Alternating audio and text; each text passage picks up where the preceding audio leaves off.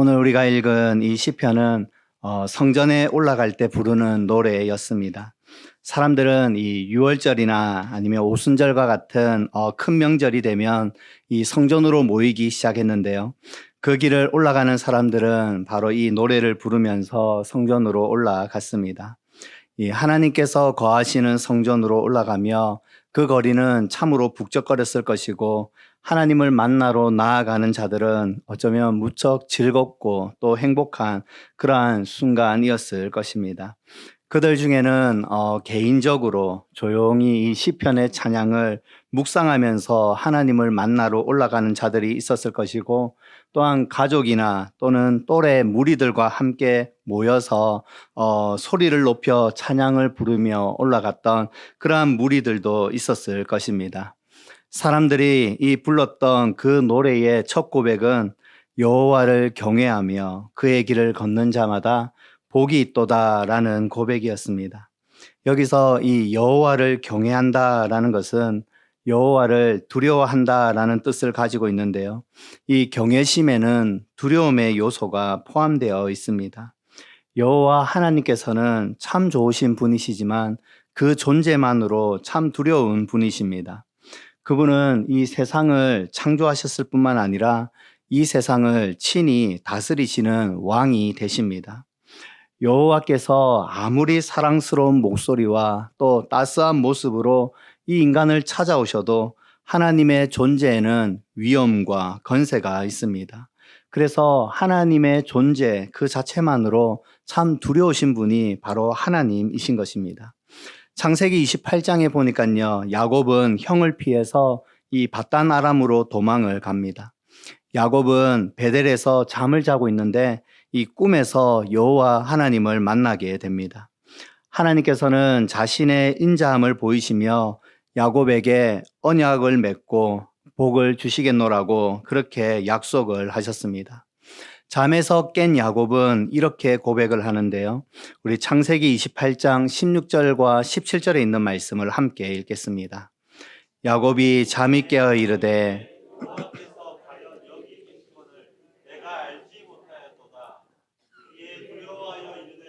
두렵도다 이곳이여, 이것은 다름 아닌 하나님의 집이요 이는 하나님의 문이로다 하고, 하나님의 임재를 경험한 야곱은 두려워했습니다.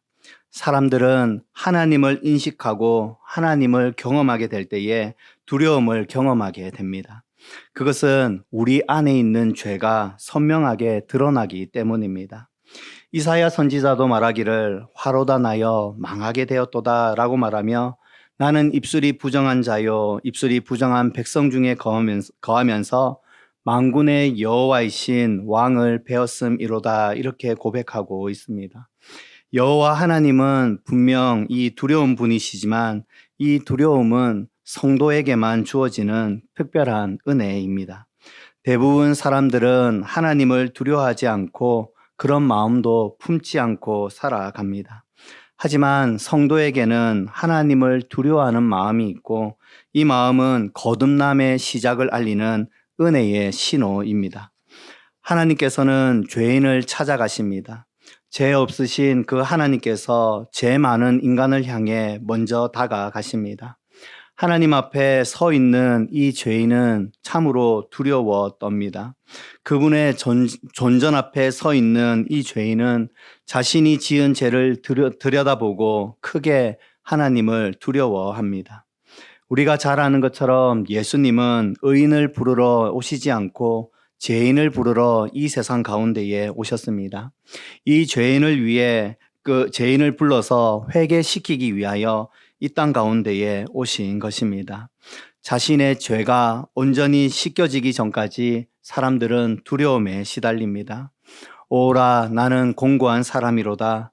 이 사망의 몸에서 누가 나를 건져내랴. 이렇게 탄식하는 바울의 외침은 죄 씻음을 받기 전까지 몸부림치고 있는 한 영혼의 외침이라 할 수 있습니다.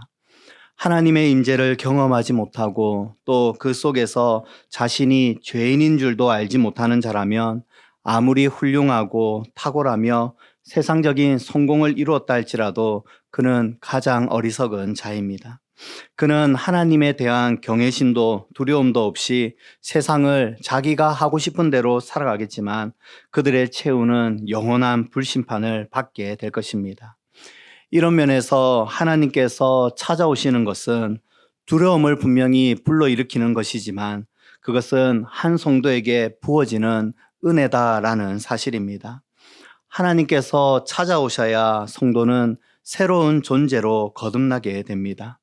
죄의 사슬을 끊어버려야 은혜의 옷을 입을 수가 있습니다.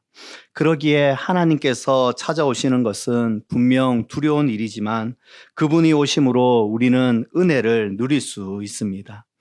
이 은혜를 경험하는 자들만이 하나님을 경외할 수가 있습니다. 이 은혜를 경험하는 모든 성도들이 온전히 하나님을 경외하게 됩니다. 그리고 이 하나님을 경외하는 자는 하나님에 대해 하나님을 더 알고 싶어 합니다. 하나님이 더 어떤 분이신지 알고 싶어서 하나님을 경외하는 자들은 말씀을 가까이 합니다. 여호와의 말씀을 즐거워하여 밤낮으로 그 말씀을 묵상하는 자들입니다. 삶의 즐거움과 기쁨이 하나님의 말씀을 가까이 하고 그 말씀을 읽고 그분의 뜻을 구하는 것, 그것이 은혜를 경험한 성도들이 여호와를 경외하는 방식인 것입니다. 이렇게 하나님을 경외하는 자가 복이 있습니다. 이어서 우리가 살펴볼 것은 그의 길을 걷는 자마다 복이 있다라는 사실입니다. 여호와의 말씀을 사랑할 뿐만 아니라 그 말씀을 따라 순종하는 자가 복이 있다라고 말합니다. 하나님의 말씀을 묵상하고 그 가르침을 따라 하루를 살아가는 자를 말합니다. 하나님의 가르침과 그의 삶이 결코 분리가 되지 않습니다. 인생에서 가장 참된 복은 여호와 하나님을 경외함으로 그의 가르침을 받아 말씀을 의지하여 살아가는 자들입니다. 때때로 손해를 보기도 하고 실패하는 것처럼 보일 수 있어도 여호와의 말씀을 의지하여 순종할 때에 하나님께서는 새로운 길을 여시고 사람들이 알지 못하는 그러한 복을 허락하여 주십니다. 그래서 2절에 있는 말씀처럼 네가 네 손이 수고한 대로 먹을 것이라 네가 복되고 형통하리로다 이렇게 말씀하는 것입니다. 여호와를 경외하며 그의 법도를 따라 살아가는 자들은 날마다 일용할 양식을 얻는 그러한 복을 누리게 됩니다. 세상에서 말하는 성공은 아닐지도 모릅니다.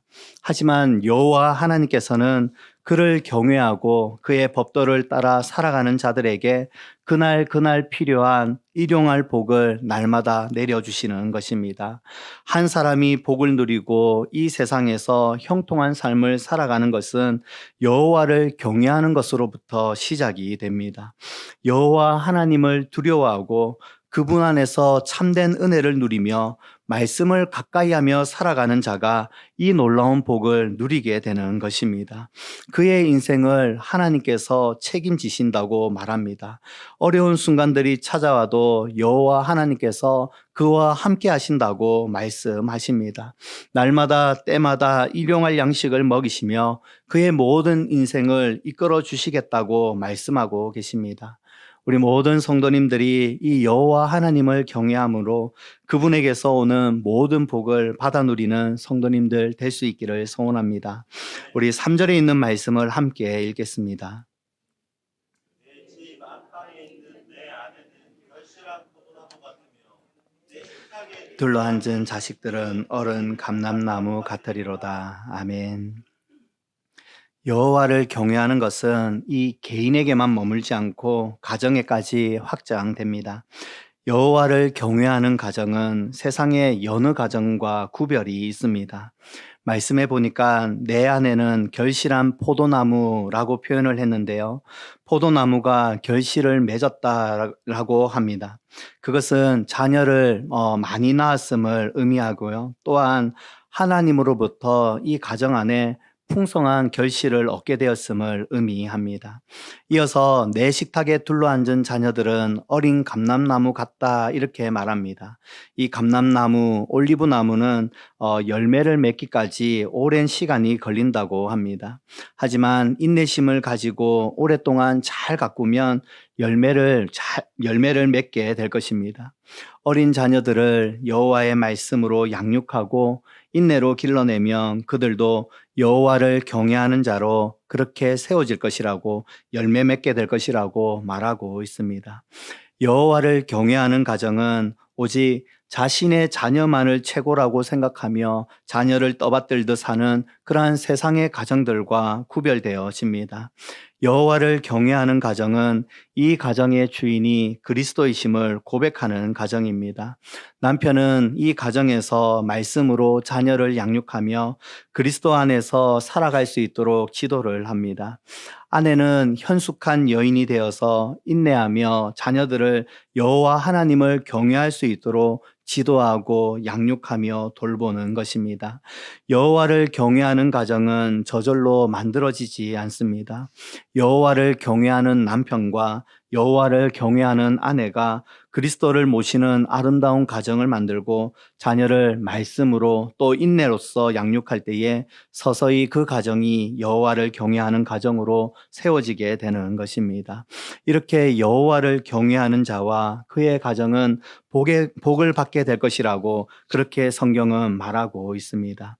우리 5절과 6절은 가정에서 더 한 걸음 나아가서 공동체를 위한 그러한 복의 요청을 말하고 있습니다. 우리 5절과 6절 말씀을 함께 읽겠습니다. 여호와께서 시온에서 내게 복을 주실지어다. 너는 평생에 예루살렘의 번영을 보며 내 자식의 자식을 볼지어다. 이스라엘에게 평강이 있을지로다. 아멘. 이 여호와께서 시온에서 복을 주실 것을 기도하고 있습니다. 이 시온은 예루살렘 성전을 가리킵니다. 단순히 눈에 보이는 성전뿐만 아니라 이 시온은 하늘에 있는 하나님의 보좌를 의미합니다. 여호와를 경외하는 자들에게 하나님께서 이 하늘에서 복을 내려주시기를 기도하고 있습니다. 이스라엘의 백성들은 이 예루살렘의 번영을 보게 될 것입니다. 이것은 어쩌면 군사적으로, 경제적으로, 또 문화적으로 번성하고 강력한 나라가 세워지는 것을 의미하지만 한 걸음 더 나아가서 영적으로 번성하게 될 것을 말해주고 있는 것입니다. 하나님께서 이 예루살렘을 붙드시고 복을 주시고 적들로부터 막아주시고 모든 은택을 베풀어 주시는 것을 보게 될 것입니다. 그리고 자식의 자식을 보면서 장수의 복을 누리게 될 것이라 합니다. 이것은 단순히 오래 사는 것이 아니라 목숨이 다하는 순간까지 여호와 하나님께서 함께 하시고 동행하신다라는 의미입니다. 개인에게 그리고 가정에게 최종적으로 공동체와 나라 가운데에 이러한 복을 내려주시겠다고 하나님께서 말씀하고 있습니다. 공동체 가운데에 이러한 복이 임하기를 이 시인은 기도하고 있는데요. 그들은 개인만을 위해서, 가족만을 위해서만 살아가지 않습니다. 그들은 항상 이 공동체를 향한 마음이 있었습니다. 지금 그들은 명절을 맞이하여 예루살렘 성전으로 함께 올라가며 이 찬양을 부르고 있습니다. 이 예루살렘 성전에서 복을 주시는 그 하나님께 사람들이 이 노래를 하며 올라가고 있습니다. 많은 이스라엘 백성들은 올라가면서 이 시온에서 여호와께서 우리 모두에게, 지금 함께 올라가는 우리 모든 공동체에게 이 복을 주실 것을 기도하며 노래하며 올라갑니다. 여호와를 경외하는 나만 복을 달라 이렇게 노래하지 않습니다. 여호와를 경외하는 우리 가정만 복을 달라고 그렇게도 노래하지 않습니다. 그들은 공동체를 위하여 기도합니다. 여호와를 경외하는 모든 자에게 공동체 안에 이 여호와 하나님께서 복을 내려주시고 안전을 지켜주시고 함께 해달라고 하는 그러한 간절한 소원이 담겨 있는 노래인 것입니다. 여호와를 경외하는 그 한 사람이 참으로 중요합니다. 여호와 하나님을 두려워하며 자신의 삶을 살피는 그 한 사람이 절실히 필요한 시대를 살아가고 있습니다.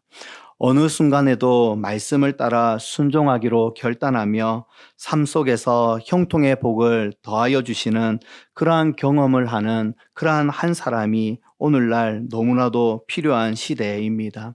그렇게 하나님을 경외하는 한 사람들을 통하여서 아름다운 가정을 만들어 가십니다.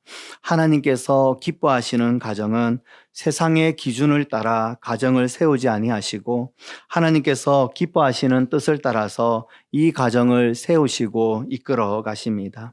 세상에서 성공을 시키려고 목숨을 걸지도 않고 사랑하는 자녀를 마치 하나님께서 우리에게 주신 그러한 선물로 귀하게 여기며 그들에게 인내로서 말씀으로 양육하는 그러한 가정을 하나님께서 보기에 복으로 내려주시는 것입니다.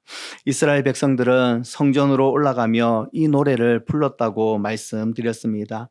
예루살렘 성전으로 모이는 이들은 다 한 형제이며 한 공동체임을 그들은 확인했을 것입니다. 어린아이부터 노년에 이르기까지 성전으로 향하고 있는 그들의 입술에는 여호와께서 이 성전에서 복을 주시기를 그렇게 열망하며 기도하는 마음으로 찬양을 드리며 올라갔습니다. 예루살렘의 번영과 장수의 복을 바라고 이 노래를 부르며 함께 올라가는 것입니다. 그들의 얼굴을 바라보면서 우리와 저들의 얼굴을 비록 얼굴은 알고 이름도 모르고 어떠한 모습인지 모르지만 함께 시온을 향하여 함께 걸어 올라가고 있는 그들을 바라보며 축복하고 기도하고 나아가는 그러한 모습을 우리는 쉽게 상상해 볼 수 있습니다. 동일하게 오늘날 교회 공동체와 세상은 하나님의 이 보좌를 바라보며 그곳에서 은혜와 복이 임하기를 기도해야 하는 것, 그것이 우리의 사명인 줄을 믿습니다. 교회 공동체가 복을 받는 비결은 하늘의 성전에 계시는 여호와 하나님께서 복을 내려주셔야 가능하다라는 사실입니다. 공동체가 건강하게 세워지고 세상적인 그러한 기준들을 다 내다버리고 그리스도의 은혜와 그리스도의 사랑으로 세워지는 이 놀라운 복을 꿈꾸며 함께 기도하며 그렇게 공동체를 세워나갈 때에 하나님께서 그를 경외하는 자들에게 형통의 복으로 계속해서 입혀주시고 나타내 주실 줄을 믿습니다. 나만, 내 가족만, 내 가까운 사람들만 위해 복을 비는 것은 정말로 성경적이지 않습니다. 진정한 복은 이 땅의 모든 백성들에게 모든 공동체 위에 하나님의 사랑과 그리스도의 그 십자가가 흘러가야 하는 것입니다. 온 땅을 창조하시고 다스리시는 그 여호와를 찬양하며 그분께 경배하는 날이 속히 임할 수 있도록 우리 모두는 공동체를 위하여 기도하며 그들을 축복하며 세워 나가야 하는 것입니다.